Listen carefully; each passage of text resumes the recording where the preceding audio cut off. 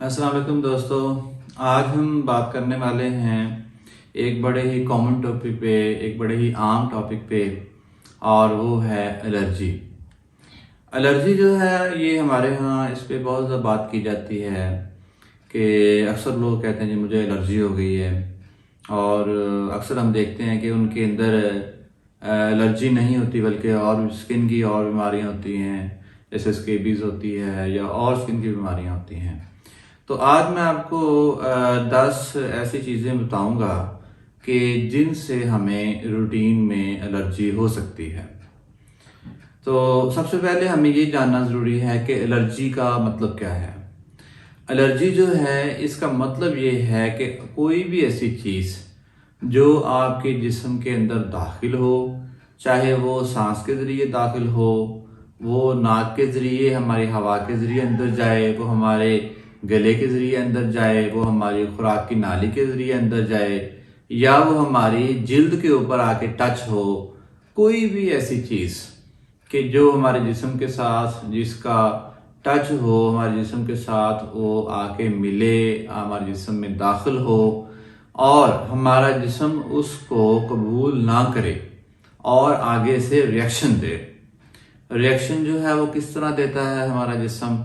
कि अगर कोई नाक के ज़रिए ऐसी चीज़ गई है जिसको हमारा जिस्म नापसंद करता है तो वो फ़ौरन नाक बंद कर देगा,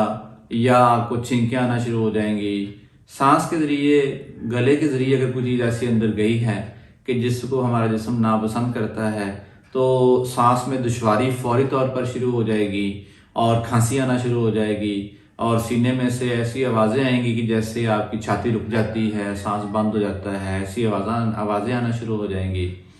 और इसी तरह अगर आंखों में कोई चीज़ ऐसी चली गई है जिसको हमारा जिस्म जो है वो उसको पसंद नहीं करता या उसको कबूल नहीं करता, तो वो आंखों में से पानी बहना शुरू हो जाएगा, आंखें सुर्ख हो जाएंगी। और अगर हमारी जिल्द के ऊपर, हमारी स्किन के ऊपर कोई ऐसी चीज़ आ गई है, जैसे कोई केमिकल हमारे स्किन के ऊपर लग गया है, या कोई आपने हेयर कलर लगा लिया है, या कोई क्रीम ऐसी लगा ली है जो कि हमारा जिस्म जो है वो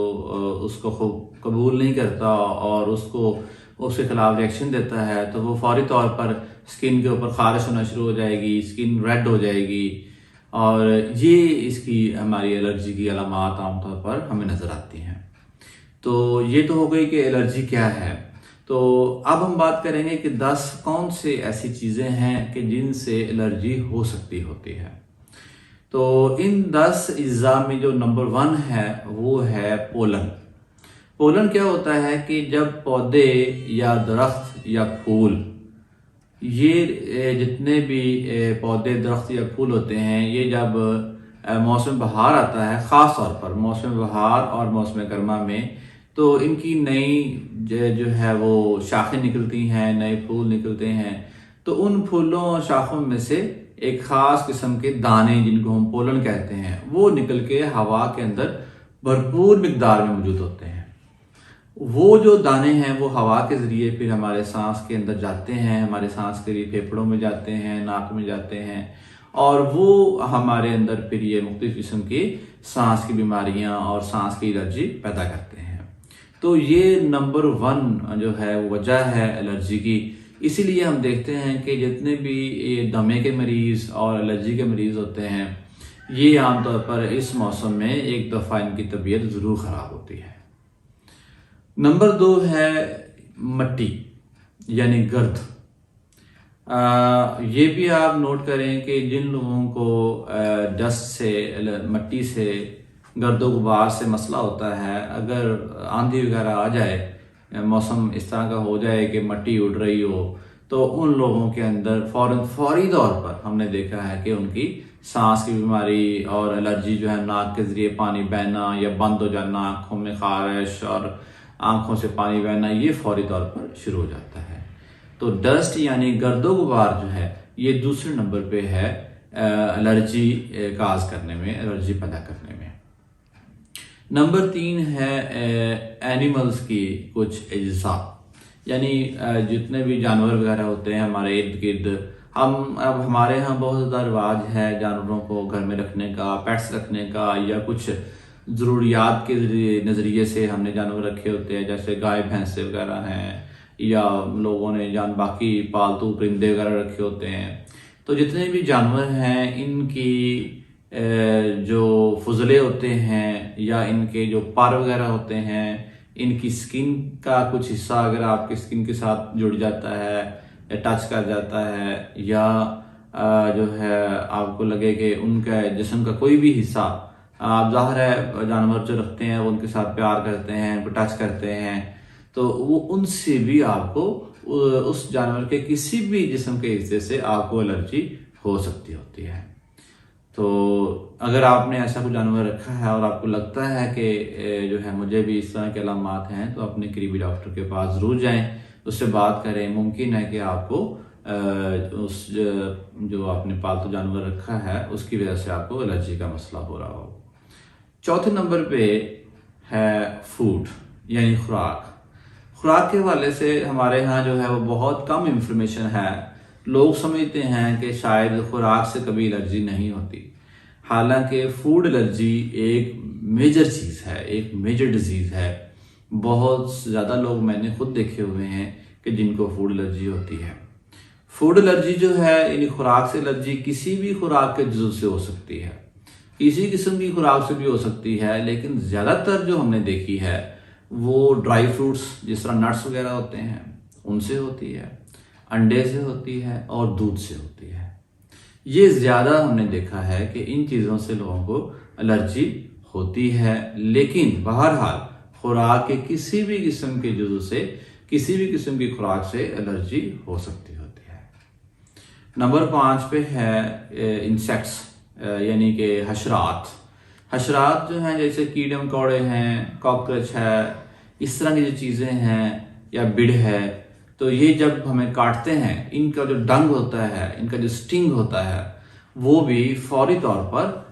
हमारे जिस्म को एलर्जिक कर देता है। आप देखते हैं कि जहाँ ये काटते हैं वहाँ फौरी तौर पर स्वेलिंग हो जाती है, रेड हो जाती है वो जगह, और हमें एक बड़ी शदीद किस्म की इचिंग और पेन शुरू हो जाती है। तो ये जो एनिमल और इंसेक्ट्स जो हैं, इनका जो काटना है और इनका जो डंग है, इससे भी हमारे बॉडी को काफ़ी ज़्यादा एलर्जी हो सकती होती है। 6 नंबर पे कुछ दवाइयाँ हैं। हमारे यहाँ ये समझा जाता है कि जो भी एलर्जी हो रही है अब वो मेडिसिन से ही हो रही है,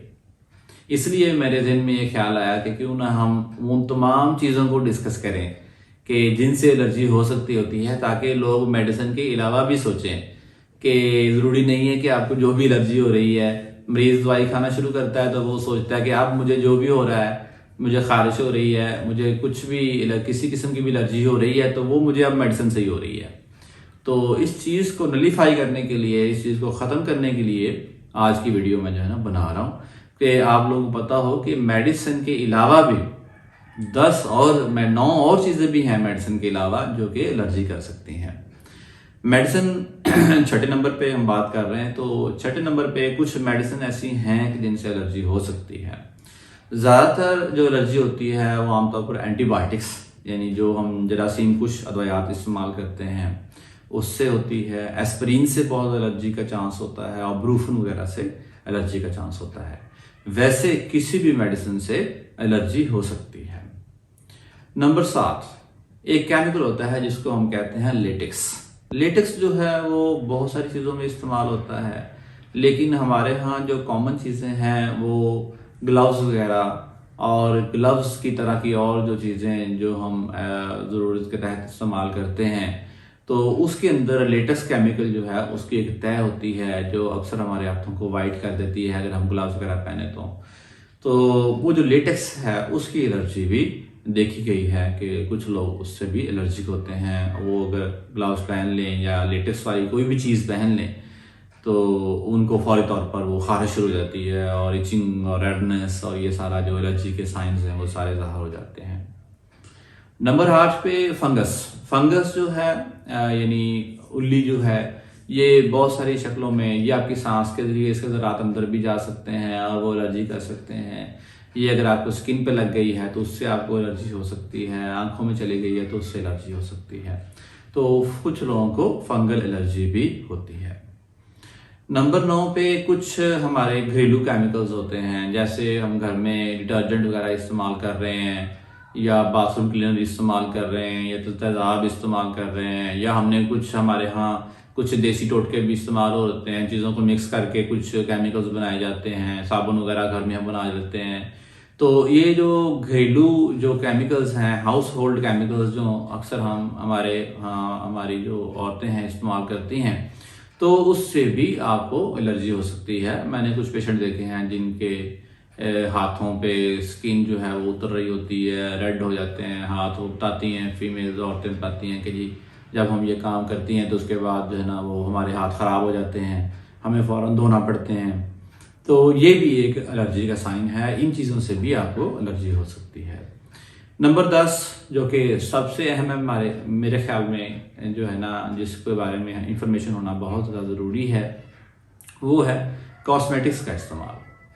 आजकल जो है कॉस्मेटिक्स का दौर है, क्रीमों, लोशंस और हेयर डाइज और डिफरेंट किस्म के डाइज जो है वो उसका दौर है। तो मुझे याद है कि मैंने एक पेशेंट देखा था, वो हमारे एक डॉक्टर साहब थे, उनकी मिसेस थी, तो वो घर में अकेली थी, उन्होंने हेयर डाई जो है वो लगाया और उसका बड़ा शदीद किस्म का रिएक्शन हुआ और वो डॉक्टर साहब उनको फ़ौरन घर गए, उनको हॉस्पिटलाइज किया गया और बड़ा सीवियर रिएक्शन हुआ, उनको 2-4 दिन हॉस्पिटल में रखना पड़ा, आईसीयू के अंदर रखना पड़ा, हत्ता कि उनको सांस की जो है ना वो इतनी दुश्वारी हुई कि हमें ऑक्सीजन लगानी पड़ी और 2-3 दिन हमें उनको हॉस्पिटल में रखना पड़ा। तो हेयर डाइज जो हम यूज़ करते हैं, इससे भी बड़ी शदीद किस्म की एलर्जी हो सकती है। क्रीम्स जो हमारे यहाँ औरतें ज़्यादा इस्तेमाल करती हैं, लोशंस इस्तेमाल करती हैं, पार्लर्स के अंदर बहुत डिफरेंट किस्म की चीज़ें जो हैं वो लेयर बाय लेयर वो इस्तेमाल की जा रही होती हैं। तो ये इस्तेमाल करने में ममानत तो कोई नहीं है, लेकिन इस चीज़ को आपने मद्देनज़र रखना है कि अगर आपको लगेगी कि ये मैंने चीज़ लगाई है और इससे मुझे फौरी तौर पर ये इचिंग शुरू हो गई है, रेडनेस शुरू हो गई है और मुझे कोई सांस में दुश्वारी शुरू हो गई है, तो ये आप समझ लें कि मुझे इस चीज़ से रिएक्शन हो रहा है, एलर्जी हो रही है, तो फौरी तौर पर उससे उतार दें, उससे मुंह धो लें या जो भी जिस्म के हिस्से जहाँ भी आपने लगाया उसको फौरी वॉश कर लें अच्छी तरह। तो आज इस वीडियो में ये 10 किस्म की जो अशिया या अज्जा जो हैं या केमिकल्स जिनका हमने जिक्र किया है, इसके अंदर आपने ये याद रखना है कि इन चीज़ों से किसी भी इंसान को एलर्जी हो सकती है। इसका हरगिज़ मतलब ये नहीं है कि हर इंसान को इन चीज़ों से एलर्जी हो सकती है।